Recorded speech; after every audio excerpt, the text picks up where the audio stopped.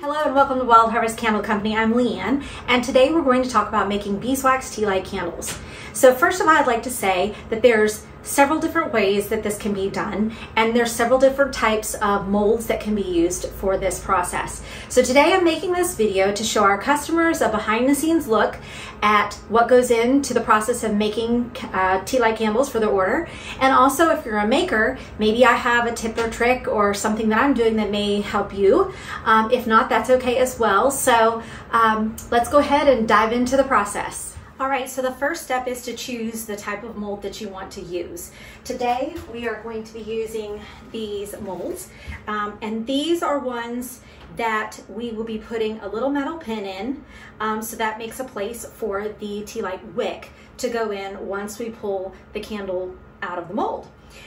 There's also a process of where you can actually use the either plastic or the aluminum shaped containers, place your wick inside that container and pour the candle wax inside there and let it firm up.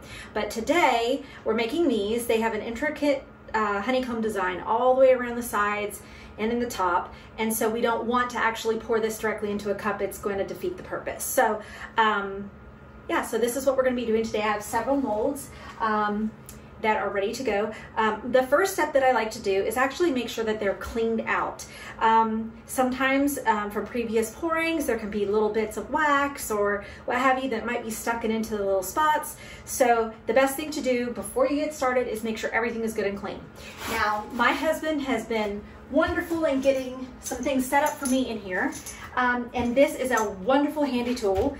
It is hooked up to an air compressor, and I can actually blow out the inside of the molds. If you don't have something set up, you can use some compressed air, but after you do that quite a few times, that stuff's expensive and you go through it like crazy. So this is a wonderful setup. Now I'm going to show you how I do this. It's going to get a little loud for a second, so I'm only going to do one on camera, just so you don't have to hear the loud noise. So here we go.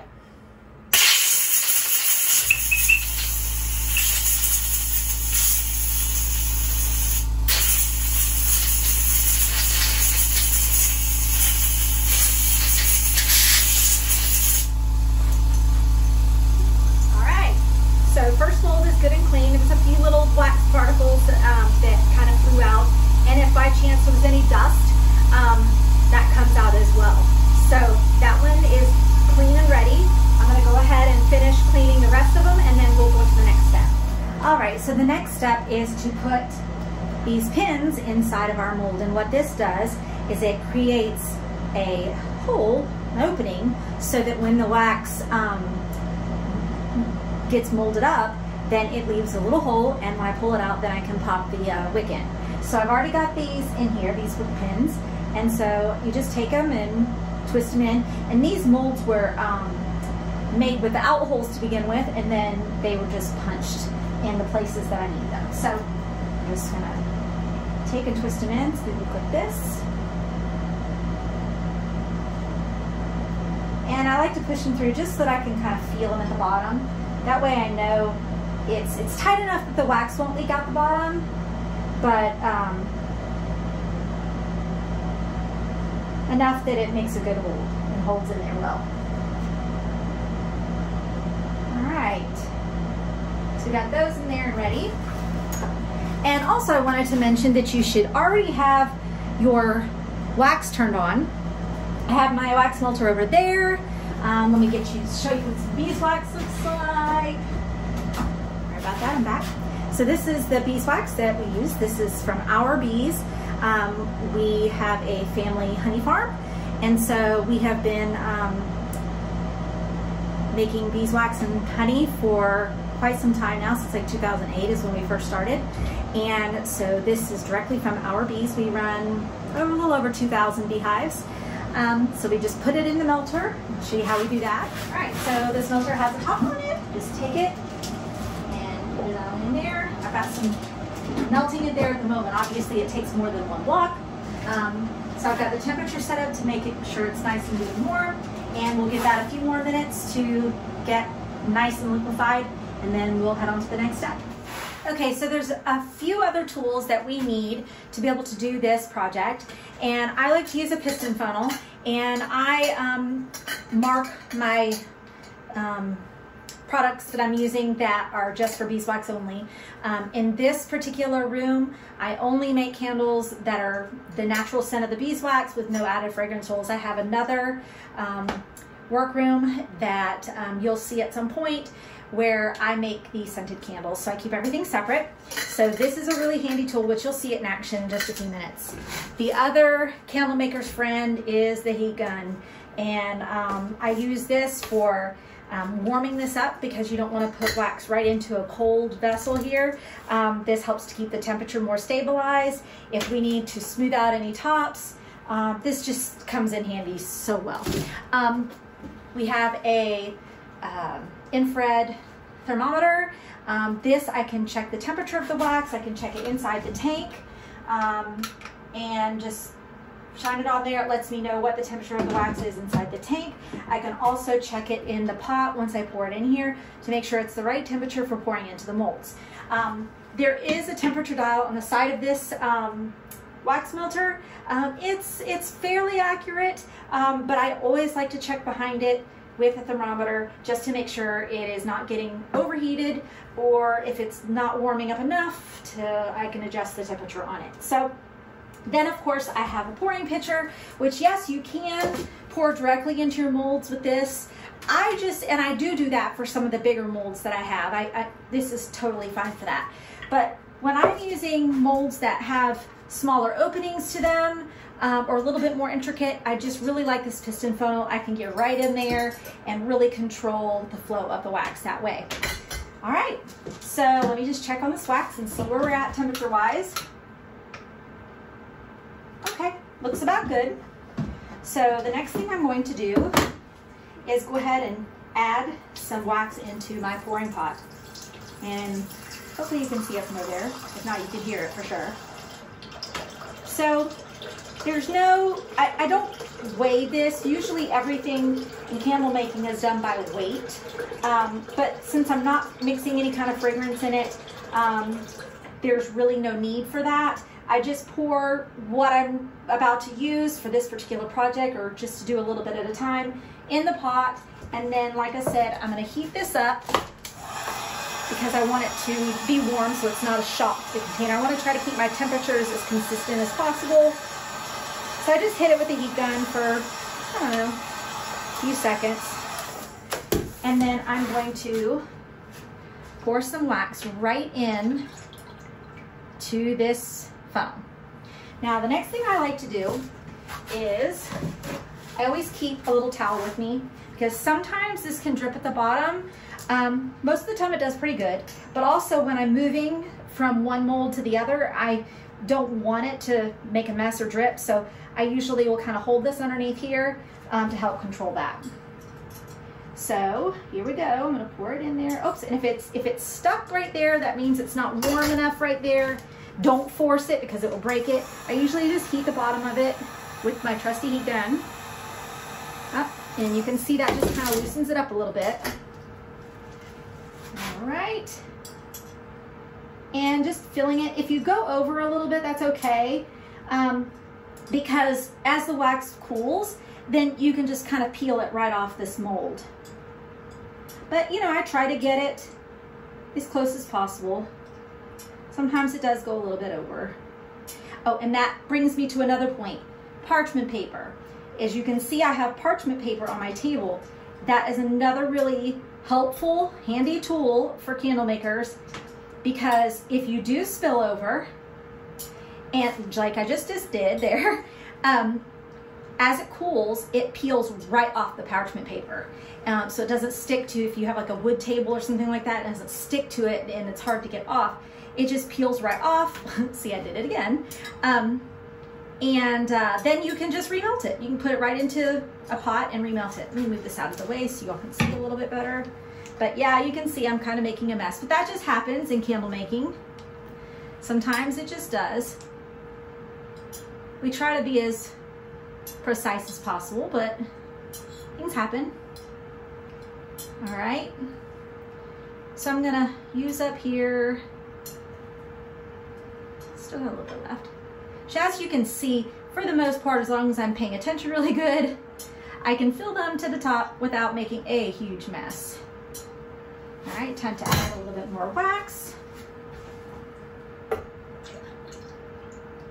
Yeah, and you can see, I mean, it comes out really fast from a big opening and it's hard to control. So that's why I really like this funnel. And you can get it off Amazon. It's actually used, I guess, for like making pancakes. But it works wonders for candle makers. All right. So I'm going to continue on filling the rest of these and we'll get to the next point. Okay, so I've gone ahead. Whoops, I see that I missed a couple. Hold that thought for a moment here. Let me get those in there. All right. Okay, so now we have all the molds filled with beeswax. And as you can see, I had some little spills. Like I said, it just happens, but we're keeping it real here. And I do want to show you really quick. It gets better as it cools, but see how I have this little spill right here with this parchment paper? Like literally, it just, as it cools, it just peels right off. Nice and clean right there. And then I can just put the pieces in a little stack. I can put them back in a melt the pot to melt it. Definitely, if you keep your parchment paper nice and clean, you don't have to refilter it again. But you know, if you want to run it through a filter again, if it's possibly getting some dirt or something into it, you can always do that. So now we just wait. We let them cool, and I'll show you about how we go about popping them out. Oh, another thing that we can do is if you notice that you don't like the way the tops look or whatever, you can take this trusty pen again, and we can just kind of smooth out some of the tops. I keep it on low, and I just very carefully, I don't want to hold it in one spot too much, but if we want to just kind of smooth some of these out a little bit, make sure there's, oops, got one that I need to move over a little bit. Let me take care of that real quick. This pin got a little crooked. So we'll straighten that up. This is a perfect time to then take the heat gun. It's really important to kind of check and just make any adjustments that you need to. So I'm gonna go through and just kind of smooth out some of these tops so that they cool nice and smooth. Okay everyone, so we're back and they have started to cool. Pretty easy to pull out now. I pulled one out before I got on camera, but I'll show you how I pull it out. So it's like a little popsicle. So you just take this little metal pin and just kind of slightly wiggle. That pops right out. And I like to go ahead, I mean, if there's anything that I need to adjust with the edges while the wax is still warm, I can do that. But I like to go ahead and just twist and pull this pin out, because if you let it stay in too long and it cools completely, it's really hard to get out. So there, pull the pin out. See, there's a little hole in the back, and then it's perfect for popping some wicks in, which I'll show you in just a few minutes. So let's pull some out.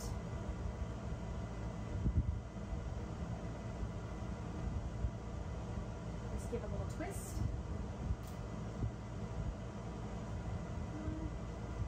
So I'm going to go through and pull some more out, and then I'll show you how we put the wicks in.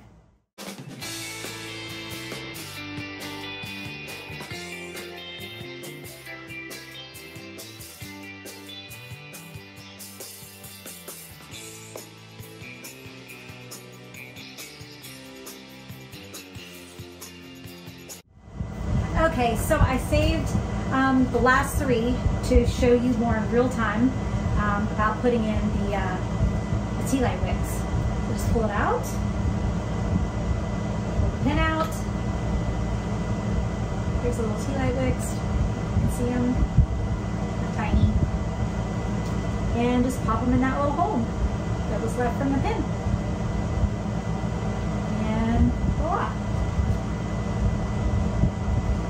Starting to cool a little bit more, so they're getting a little tougher to pull out. So that's why you gotta still do it when they're a little bit warm.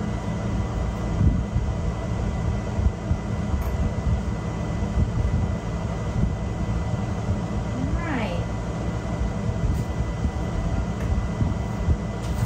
clean up the area here. All right. So we made about 64, I think, of these.